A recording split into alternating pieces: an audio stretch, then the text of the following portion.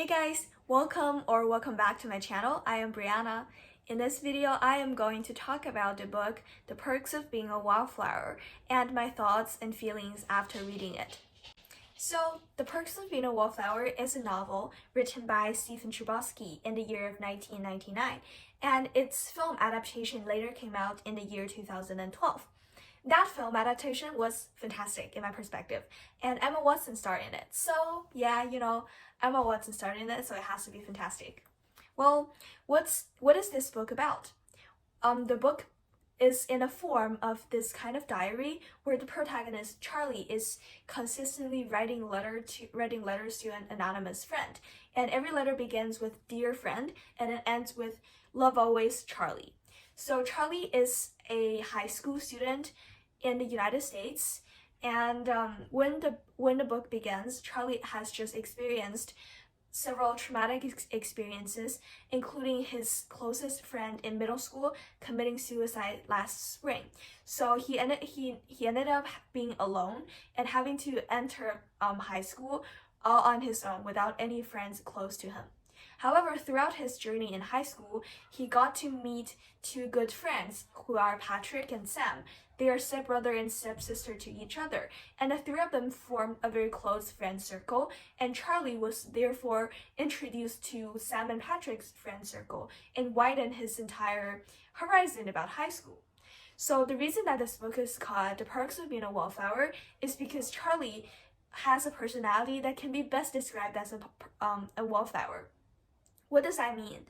So Charlie is basically this type of person who would sit around in a party and not actually engage himself or participate in the actual things going on in a party, but he would sit there and watch everybody what they're doing and quietly taking them in. So Charlie is this very observant and quiet person who takes everything he sees into himself and learns from them and interprets things from them. So yeah, throughout Charlie's entire journey in high school, he experiences different kinds of personal growth, including those on friendships, on relationships, on sexualities, on familial relationships, sibling relationship with his own sister, and his own mental health issues that were caused by his childhood traumatic experiences. I believe that is all a brief summary of this book. And here I have several things that I want to point out that stood out to me in the book and I thought are very interesting. So first of all, it's about childhood trauma and its impact on teenage development. So for Charlie, I would say he has two major traumatic experiences in his life. And the first one is the one that I mentioned, where Charlie lost his closest friend due to his committing suicide the year before this book actually began. That is kind of very devastating to him, as Charlie is sort of an introverted person and he doesn't really know how to interact with others around him. So without his closest friend accompanying him, he's being left alone to discover what high school is about and try to figure out how high school works. That is very impactful on him, as he really doesn't have a clue of what's going on, and he desperately needs friend to help to lift him out of this situation. And luckily, he met Sam and Patrick, which is another story. Besides, at the beginning of the book, in the first letter, Charlie sort of writes the intro by saying that he doesn't know if his friend who killed himself, Michael, had problems at home, and that also made him wonder if Charlie himself had any problems at home as well. So this kind of stream of thoughts is actually very complicated in the perspective of Charlie. So we can really see that even though Charlie doesn't really explain his thoughts to people around him, to his sister, to his parents, or to his friends, he actually has this very complex and complicated stream of thoughts inside him, and that is very important in leading him into different kinds of mental struggles as he moves on in his high school life. Another childhood trauma is his aunt's sexual abuse towards Charlie. Charlie hasn't been actually recognizing the fact, but later when the novel almost ended, Charlie discovered that he was sexually molested by his aunt at a very young age, and then his aunt actually died in a car crash when Charlie was little on a Christmas Eve. So in Charlie's mind, his aunt has always been this warm figure in his life because she's the only person that would buy him presents, both for his birthday and for Christmas that took place on the same night. And he has consistently feel the warmth of family coming from his aunt Helen. However, the fact that his aunt has been sexually abusing him at a very young age is very concerning, and that continues to haunt Charlie in his high school life as he came into contact with sexual experiences and different kinds of issues around sexuality.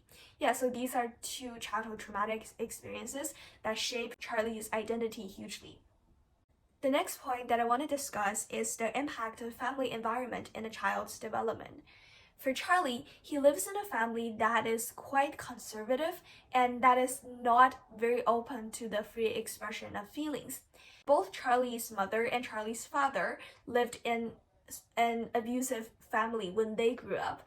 And when Charlie's mother was pregnant with Charlie's elder brother in college, the couple decided to drop out of school and began raising children. And because of the entire family environment that is quite conservative and male-dominated, they came to perceive the expression of feelings and being vulnerable as something that is unmanly. As a result, Charlie's father is a perfect representation of this surge or urge to be a strong male figure in a family, and that nothing weak about a man can be expressed or be leaked into the world. So growing up in such kind of a family environment that discourages any kind of expression of feelings or vulnerabilities, Charlie came to believe that all different kinds of vulnerable feelings that he's been going through has to be kept to himself. And that later led to him as this kind of keeping everything to himself, which was not very healthy for his mental health.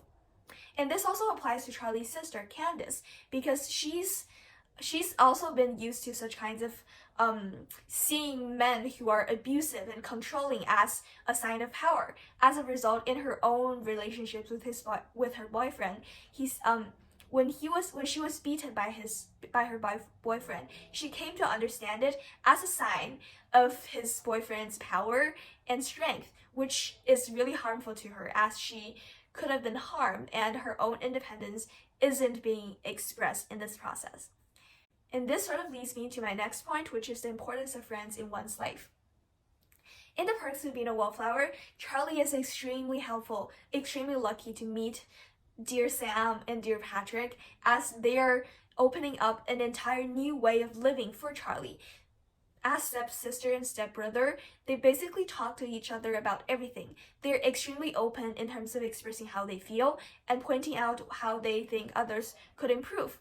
When Charlie hangs out with them, he is able to immerse himself in such kind of open environment so that he gradually learns as the Wallflower person to express how he feels and accepts that he can actually be listened and he can actually understand what others think, and other people can actually understand how he feels. This kind of friendship is extremely valuable to Charlie as he gradually learns to open up and to confide in close friends. With that, I would conclude this video by saying that this is a really amazing book. I highly recommend it to anyone who hasn't read it before, and I also recommend you to watch the movies with Emma Watson in it.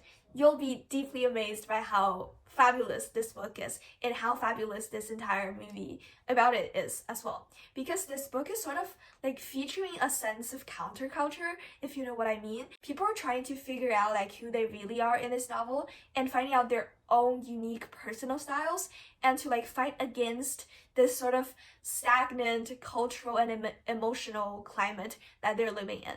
Yeah, so that's all I have to say about this book. Thank you very much for watching. If you liked it, please like and subscribe. Leave a comment down below if you have read it as well and have anything that you want to comment on.